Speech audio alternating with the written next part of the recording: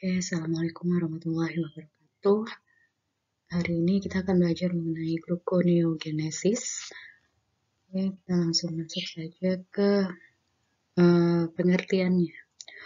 Pengertian dari gluconeogenesis itu adalah dari kata gluko yang artinya adalah glukosa, sedangkan neo adalah baru, dan genesis adalah terbentuk. Sehingga arti dari gluconeogenesis adalah membentuk glukosa baru. Dibentuk dari mana? Dibentuknya adalah dari senyawa non-karbohidrat. Kalau dari yang senyawa karbohidrat, kita tahu dibentuknya adalah melalui jalur glikolisis.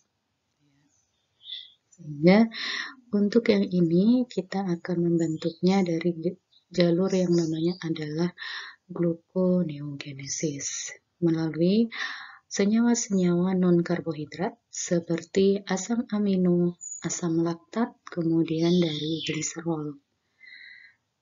Oke, sekarang kita masuk ke slide selanjutnya. Kita sudah tahu tadi bahwa di mana prosesnya terjadi gluconeogenesis ini, kemudian organ apa yang terlibat, dan juga kita sudah tahu proses singkatnya bagaimana gluconeogenesis terjadi. Oke, pertanyaan selanjutnya adalah bagaimana sih proses detailnya gitu ya.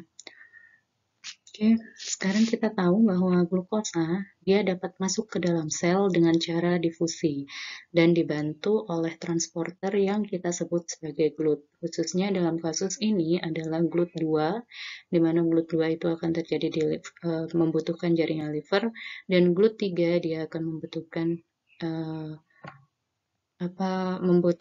organ ginjal, gitu ya. Dia ada di ginjal.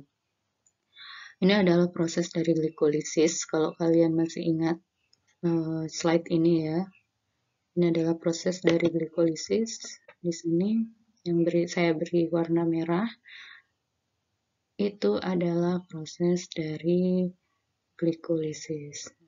Ini kemudian menjadi gliserol 3-fosfat dan terus sampai dia menjadi pirufat. Ini adalah proses dari glikolisis.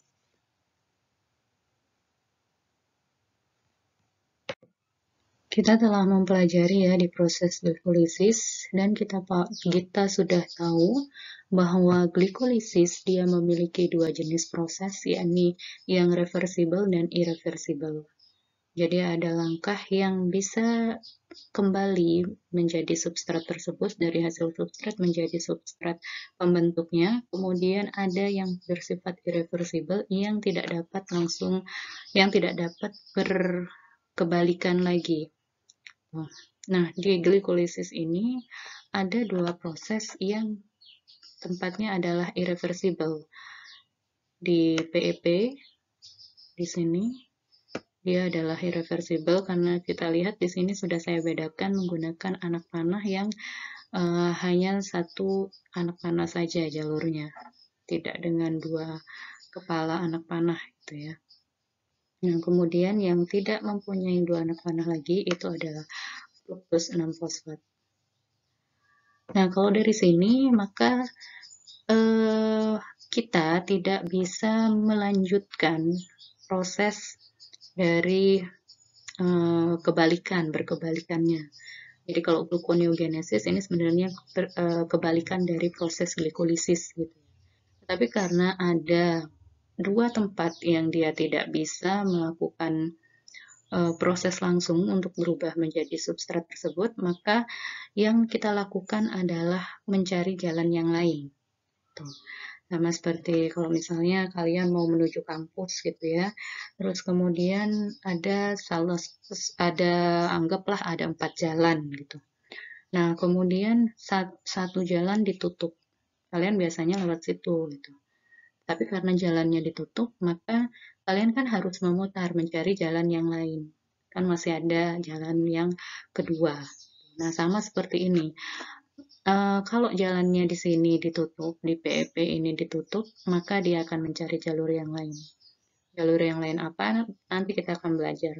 Kemudian yang di fruktus juga seperti itu. Oke, sekarang kita hapus dulu untuk warna merah-merahnya ini, biar tidak mengganggu slide kita ya. Oke, sekarang kita masuk ke dalam proses dari gluconeogenesis. Tadi kita sudah tahu bahwa gluconeogenesis itu sebenarnya dibentuknya bukan dari karbohidrat, sehingga kita akan masuk ke dalam laktat dulu.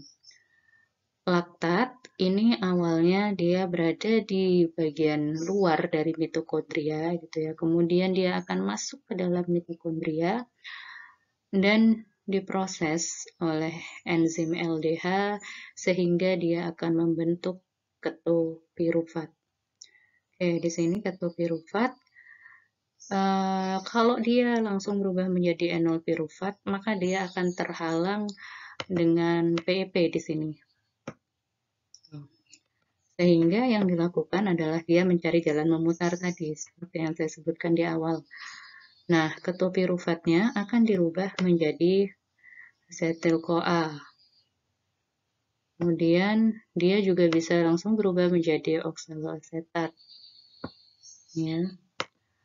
Asetil-CoA yang terbentuk, dia akan melalui jalur lain yang kemudian akan menjadi sitrat, kemudian sitrat akan menjadi isositrat, kemudian menjadi oksalosuksinat, kemudian menjadi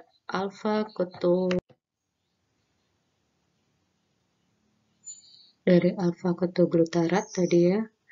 Kita sebutkan alfa-ketoglutarat menjadi suksinil, kemudian menjadi suksinat, dan kemudian menjadi malat. Nanti ini akan ada panah-panahnya. Oke. Kemudian yang tadi ketopirufat akan dapat menjadi oksaloasetat. Oke, kemudian kita lihat bahwa di sini tadi dikatakan bahwa ketopirufat kan bisa menjadi asetil-CoA, kemudian dia juga bisa langsung menjadi oksaloasetat. Nah, di sini ada perbedaan nih. Ketopirufat itu dia memiliki 3 atom C. Tadi ada 3 atom C, 3 atom C, kemudian kalau untuk yang oksaloasetat, dia sebenarnya memiliki 4 atom C. Ya. Jadi di sini 3, kalau di sini dia punya 4. Terus penambahan atom C-nya itu dari mana? Pasti ada muncul pertanyaan, di mana tuh penambahan atom C-nya? Nah, atom C-nya itu sebenarnya didapatkan dari reaksi enzimatis, jadi nanti dia akan dibantu oleh enzim, kemudian dia akan menginduksikan atau memberikan senyawa yang namanya adalah CO2. Karbon dioksida di sini. Jadi ada CO2 yang dimasukkan ke dalam oksaloasetat. Dengan bantuan siapa? Tadi kita sudah tahu ada namanya enzim. Enzimnya itu namanya adalah pirufat karboksilase. Oke. Oksaloasetat ini masih belum bisa keluar dari mitokondria. Padahal kalau kita mau melakukan proses berkebalikan dengan glikolisis atau melakukan proses gluconeogenesis ini, maka produknya itu harus bisa keluar dari mitokondria. Nah, karena oksaloasetat dia belum bisa keluar dari mitokondria, maka dia harus membentuk senyawa lain, yakni dia harus membentuk malat. Kita lihat di sini. Kemudian ini ada asam amino yang lain ya, ada ala, tripsin, alanin, tripsin, glisin, serin, kemudian ada isolius, ada valin, ada metionin, kemudian yang lain-lain, asam amino yang lain. Dia juga sama, dia akan melalui jalur menjadi ketopirufat. Kalau ala, tripsin, glisin, dan cysteine itu akan menjadi ketopirufat. Kemudian kalau arginin, histamin dia akan menjadi alfa-ketoglutarat. Kemudian kalau metionin, valin dia akan menjadi suksinil-CoA. Kemudian akan semuanya itu akan menjadi malat, dijadikan malat semua. Kok semuanya dijadikan malat? Ya kan tadi memang kalau asalnya hanya suksinat misalnya, maka dia nggak bisa keluar. Kalau oksaloasetat, dia nggak bisa keluar dari mitokondria. Makanya harus menjadi malat. Nah, dari malat ini, dia akan berjalan ke luar mitokondria. Oke, malatnya berjalan keluar ke mitokondria, kemudian malat itu akan berubah menjadi apa? Gitu ya. Ini trik malat ini sneaky banget gitu ya. So sneaky karena memang dia itu apa istilahnya akan membentuk bentuk yang sama lagi dengan waktu di mitokondria, yakni oksaloasetat. Jadi dari malat di mitokondria, dia akan membentuk oksaloasetat yang berada di luar mitokondria. Gitu.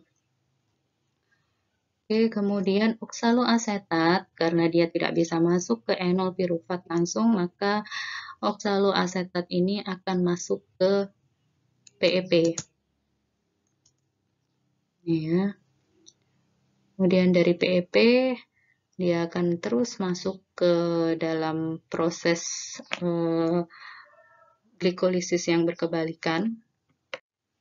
Ya, sebelum saya menjelaskan mengenai proses dari PEP kemudian menjadi 2-fosfat gliserol dan lain sebagainya, di sini di oksaloasetat ini kan ada tadi kita tahu ya oksaloasetat itu dia punya 4 karbon.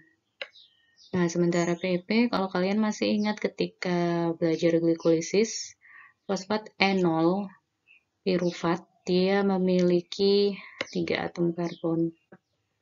Nah, dari 4 menjadi 3, otomatis itu harus dibantu oleh suatu enzim. Tuh ya. Dia harus membuang si oksaloasetat itu, dia harus membuang CO2-nya, sehingga akan berkepalikan ya dengan proses tadi yang pirufat menjadi oksaloasetat, yang justru dia menambahkan CO2 yang di sini. Yang di sini dia akan menambahkan CO2, maka di sini di oksaloasetat ke PEP ini dia harus membuang CO2. Jadi harus ada CO2 yang dibuang. Dengan bantuan siapa? Pastinya dengan bantuan enzim. Selain itu, kalau kalian lihat tadi di oksaloasetat, dia juga tidak memiliki fosfat. Sehingga dia butuh diinduksi oleh fosfat di sini. Jadi dia harus memiliki fosfat untuk bisa menjadi fosfoenol pirufat.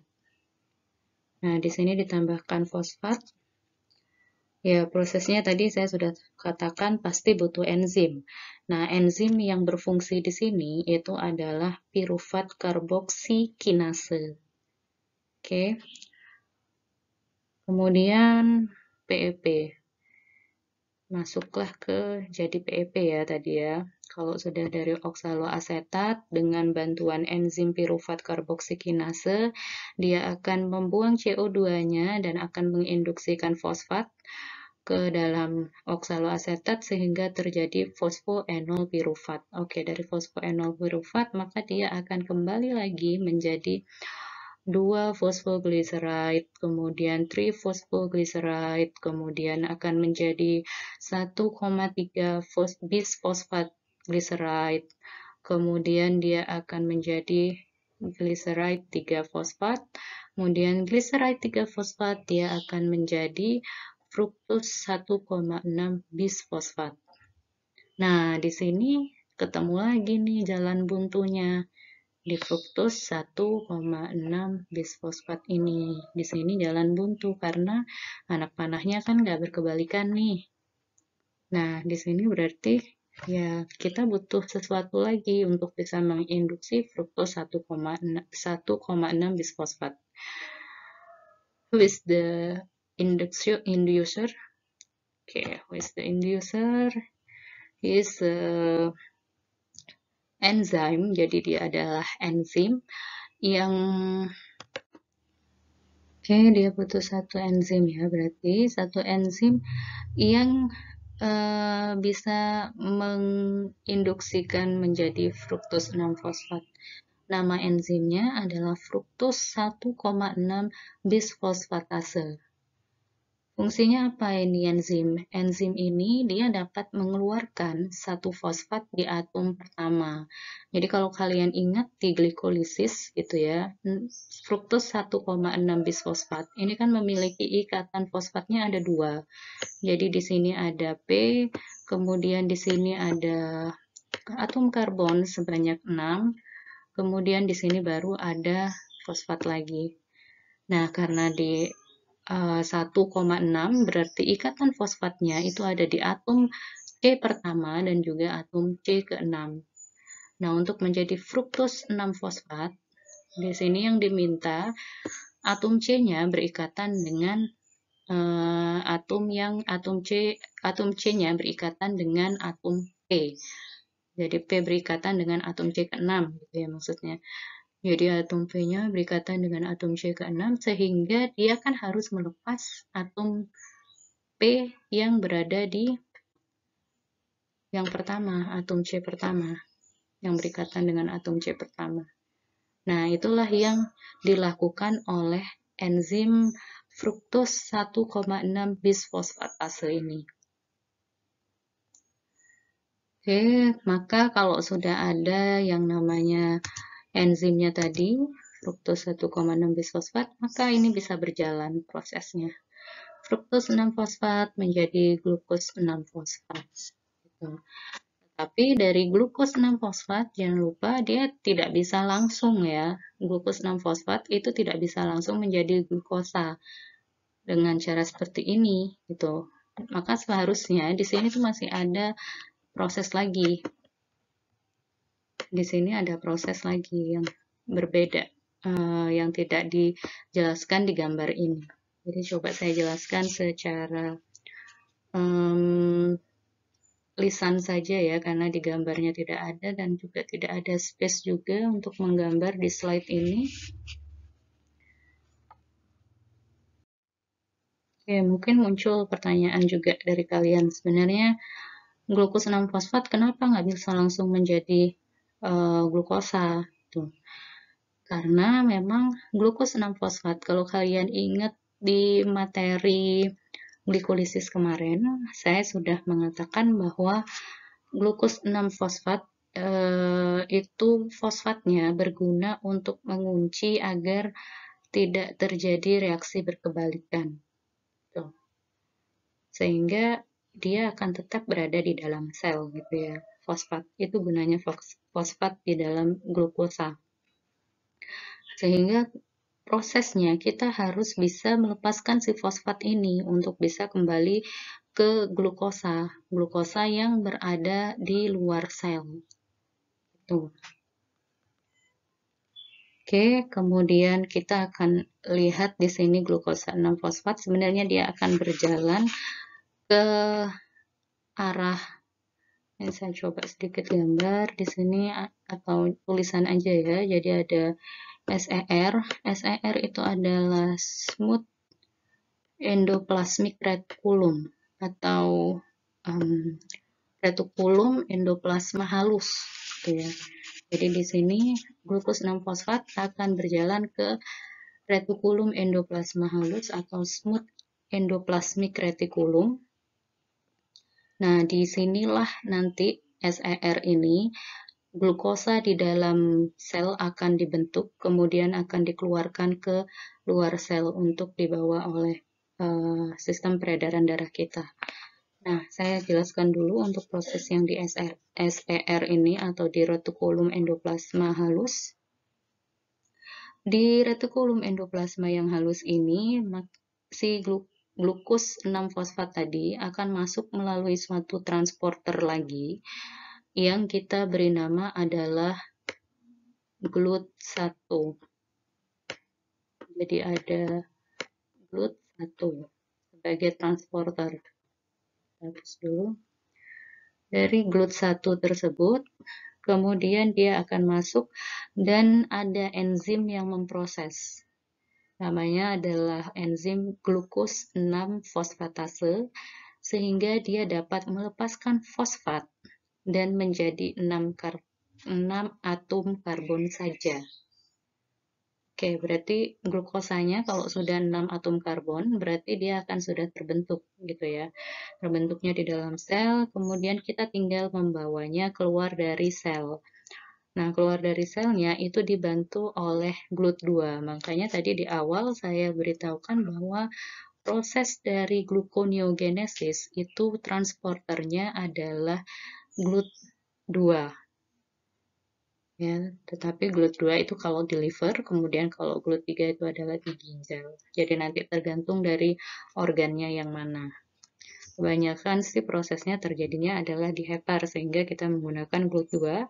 Kemudian dari portal GLUT2 tersebut, maka glukosa keluar dan masuk ke dalam sistem bloodstream kita atau ke peredaran darah kita. Oke ya, kemudian kita masuk ke slide selanjutnya. Di sini kalau kalian sudah tahu prosesnya dari pembentukan asam laktat, kemudian dari pembentukan protein, ini sudah ada di slide yang ini di saat ini kita pelajari. Kemudian kita beralih ke slide berikutnya, di mana dia akan membentuk triglyceride gitu ya, dari mana yang TG. Oke, ini yang TG. TG atau triglycerida, kalau kalian ingat TG itu terdiri dari kepala, kemudian terdiri dari ekor. Nah, kepalanya itu kita sebut sebagai gliserol. Jadi dia dibagi dua ya, dari triglycerida dia akan berubah menjadi gliserol dan fatty acid. Asam lemak. Jadi yang kepalanya adalah gliserol, kemudian yang ekornya ini adalah fatty acid. Nah, yang kita proses adalah yang gliserol. Gliserol itu kalau mau masuk ke dalam peredaran gluconeogenesis, dia harus berikatan.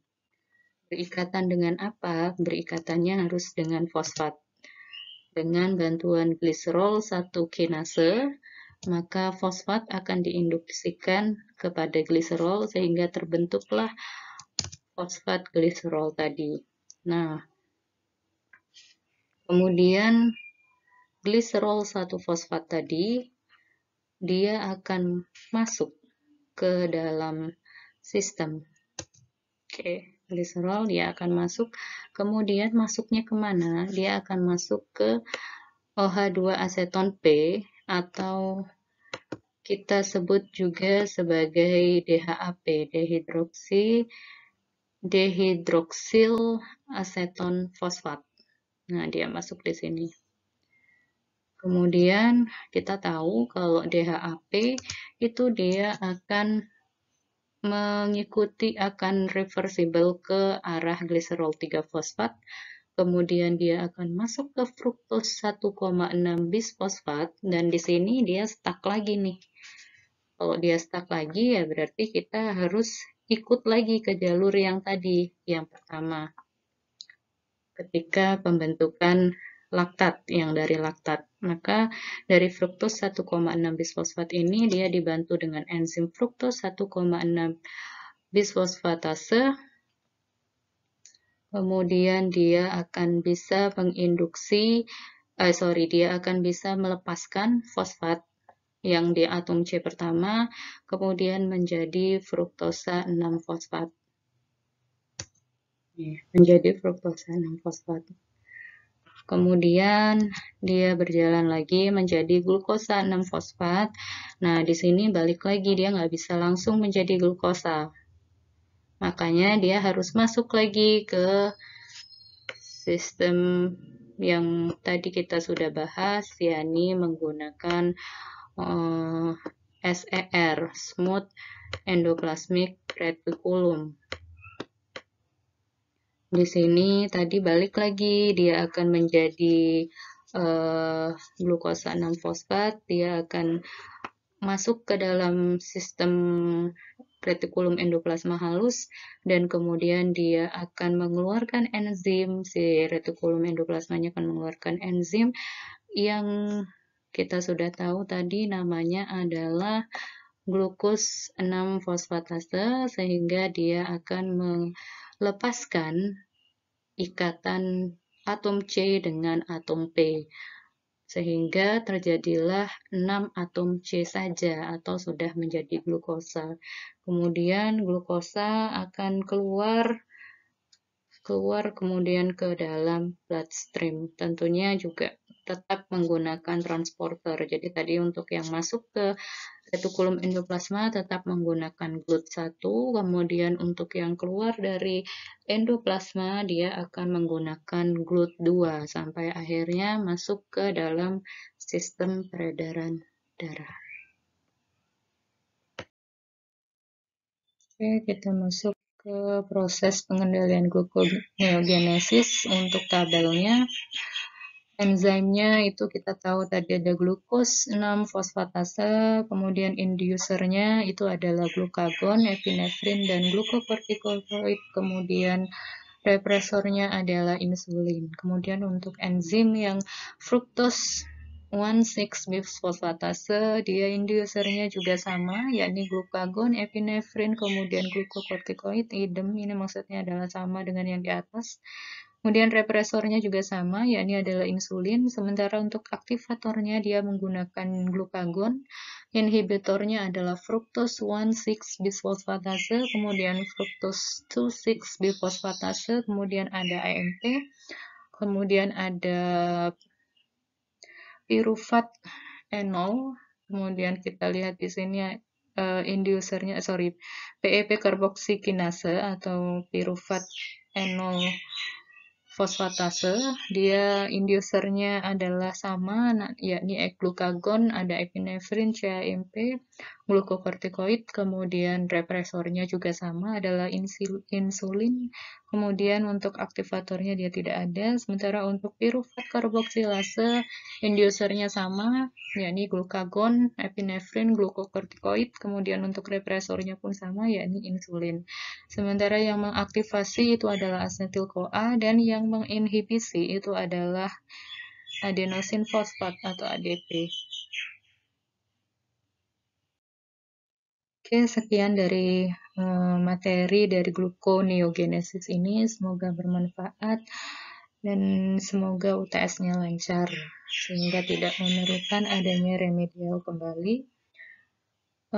Jika misalnya ada salah-salah kata, kemudian salah-salah ucap, kemudian ada mungkin tulisannya yang jelek gitu ya, makanya itu sedikit mengganggu mata kalian. Saya juga mohon maaf. Atas perhatian kalian, saya ucapkan terima kasih dan wabillahi taufiq wal hidayah. Wassalamualaikum warahmatullahi wabarakatuh.